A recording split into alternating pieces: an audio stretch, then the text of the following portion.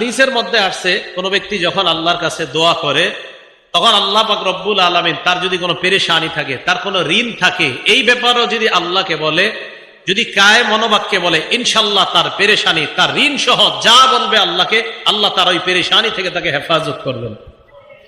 দলিল আবু দাউদ শরীফ 1555 নম্বর হাদিসের বর্ণনা। আন আবি সাঈদ আল খুদরি রাদিয়াল্লাহু তাআলা আনহু قال, আবু সাঈদ খুদরি রাদিয়াল্লাহু তাআলা আনহুর বর্ণনা, দাখালা রাসূলুল্লাহ সাল্লাল্লাহু আলাইহি ওয়াসাল্লাম ইয়াওমান আল মসজিদ, আল্লাহ নবী একদিন মসজিদে প্রবেশ করলেন। নবীজি মসজিদে প্রবেশ করার পর ফাইদা হুয়া বিরাজুলিন মিনাল আনসার ইউকালু লাহু আবু উমামা রাদিয়াল্লাহু তাআলা আন, হঠাৎ আল্লাহ নবী দেখলেন নবীর সাহাবা আবু উমামা রাদিয়াল্লাহু তাআলা আন মসজিদে বসা। নবীজি আবু উমামাকে বললেন, ইয়া আবা উমামা, ও আবু উমামা, মালি আরাকা জালিসান ফিল মসজিদি ফি গায়রি ওয়াক্তিস সালাহ। আবু উমামা, নামাজের সময় ছাড়া এই সময় তুমি অটাইমে কেন মসজিদের মধ্যে বসা? এটা তো নামাজের সময় না, এখন মসজিদে কেন আসছো?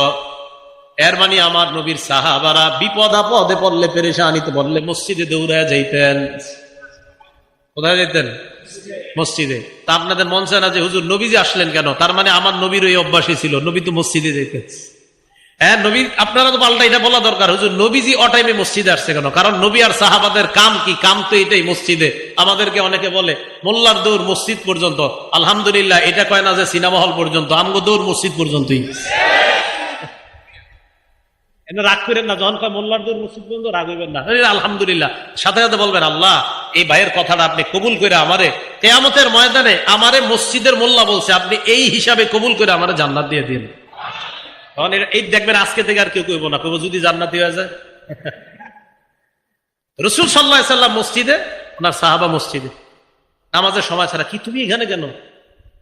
সাহাবা বলে, ইয়া রাসূলুল্লাহ, হুমুমুন লাজিমাতনি ওয়া দুয়ুন, হুজুর খুব পেরেশানিতে আছে, অনেক ঋণে আছে, এজন্য মসজিদে বসে রয়েছে, মনটা খারাপ। আল্লাহ নবী কয়, আলা উআল্লিমুকা কালামান ইদা আনতা কুনতাহু আযহাবাল্লাহু আনকা হাম্মা ওয়া কাযা আনকা দাইনাক।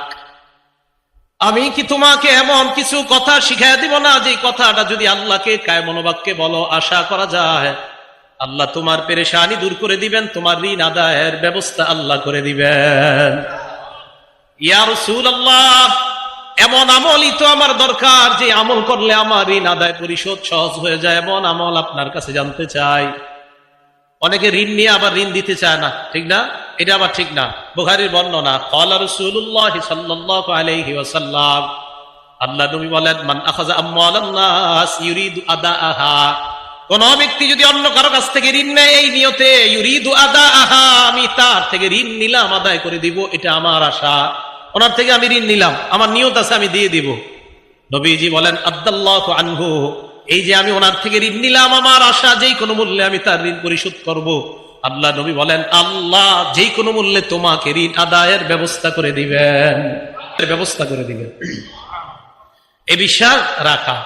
তো রাসূল আকরাম সাল্লাল্লাহু আলাইহি সাল্লাম কয়, আমি তোমাকে এমন বাক্য শিখাইয়া দেই, যে বাক্যগুলা যখন তুমি বলবা, বলার পর আশা করা যায় আল্লাহ তোমার পেরেশানি দূর করে দিবেন, তোমার ঋণ আদায়ের ব্যবস্থা করে দিবেন। এবার আল্লাহ নবী বললেন, ইদা আসবাহতা ওয়া ইদা আমসাইতা, যখন তুমি সকাল